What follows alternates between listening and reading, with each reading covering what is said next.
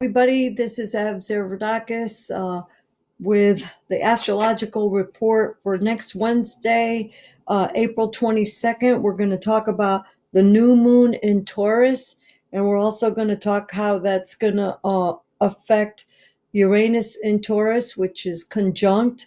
That means it's going to be together. The energies will be intensified, and also the moon in Taurus will be square Jupiter, and how that's going to play out for everybody. So, what does the new moon mean? It means that the moon and the sun are together, conjunct, and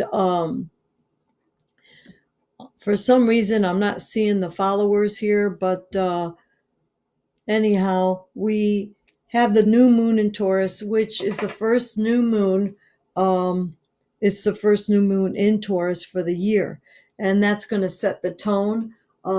Taurus, of course, has to do with our possessions, all the things that we could touch, all the things that we feel, all the things that we love, because it's ruled by Venus, and it's an earth sign, and it's also a fixed sign. So there's a little bit of stubbornness there.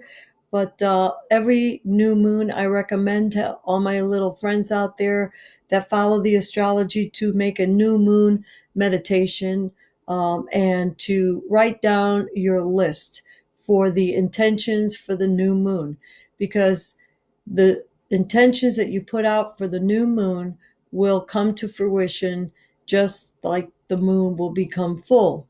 And it's a very ancient belief. My great grandmother would tell my mother to do that, pray for the new during the new moon, and all your dreams or prayers will be fulfilled. So here it is, probably almost 100 years later, and now it's very vogue and fashionable to do that. The way I look at the new moon intentions, or any intentions you put out there, when you make the list, I do it with a brand new specific journal for new moons, and I put nothing else in the journal. So if you have either a binder like this, just start with something new, and then just keep it in that binder. And you could clear your space, any ritual that you want to do. And then I always do a meditation with some breath work, and call on your guides, call on your angels, whatever is comfortable for you, whatever you intuitively feel is best for you. And that's why I call this astrology for healing, because the purpose of this astrology and the series of the astrology lectures is to help you heal and to help you move forward in life. It's a tool. So the new moon intentions, think of it as an order on Amazon, or an order at your fast food restaurant, or an order at one of your favorite restaurants that you know is going to be delivered, and you know it's going to be delivered. You never question it.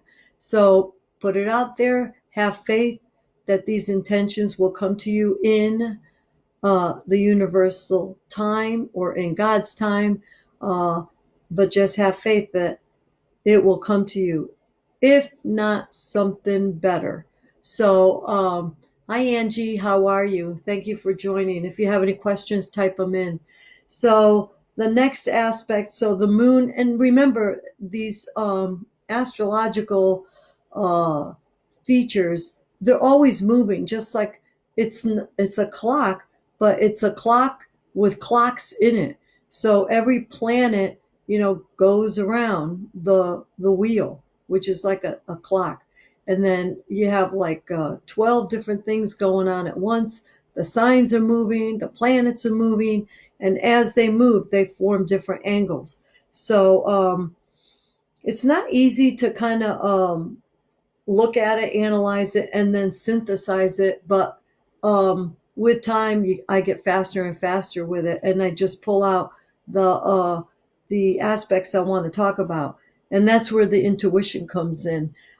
So it's going to be, so this moon now in Taurus is conjunct Uranus. Uranus is the planet of unexpectedness, it's shocking stuff, even like a lightning bolt. You stick your finger in the socket, you're going to get shocked.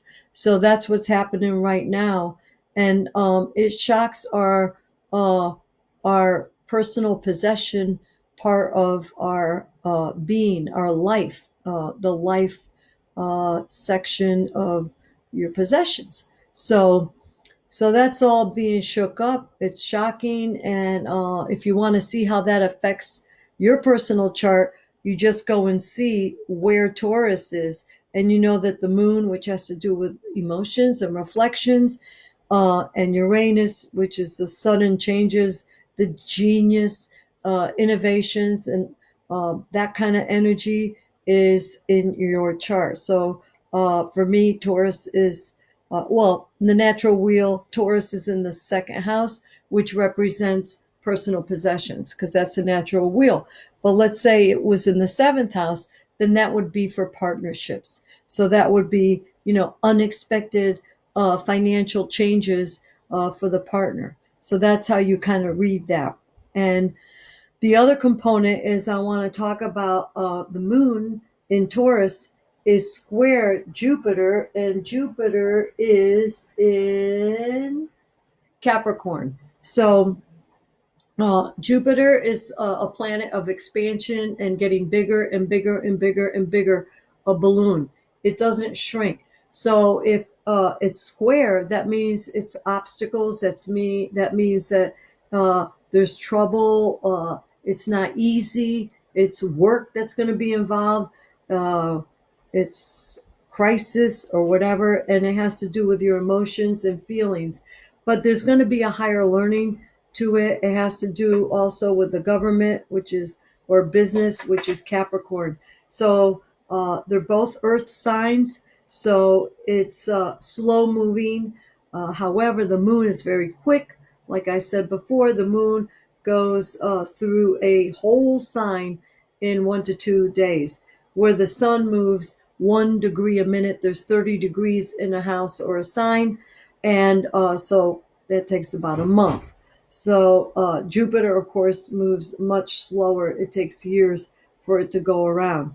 So there are a lot of things going on with emotions, with expansion. So it's going to be, I see people getting a little frustrated. And what's going to happen with Libra? Well, it depends. Are you saying, Angie, that uh,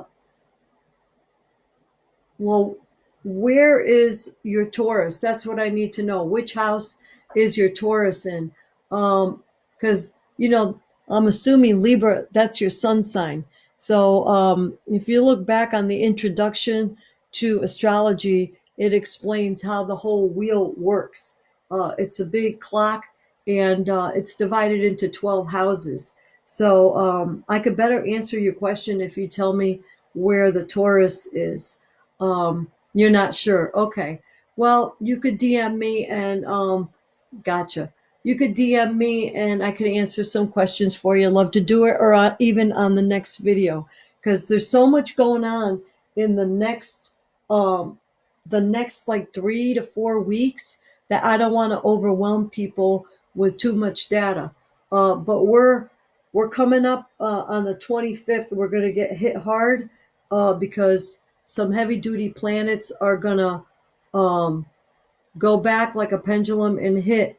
And we're going to have reoccurring energies that we've had back in March around the 21st, if you remember what was happening. And that was towards the beginning of the shutdown of the country. And let's see how we're going to get out of it.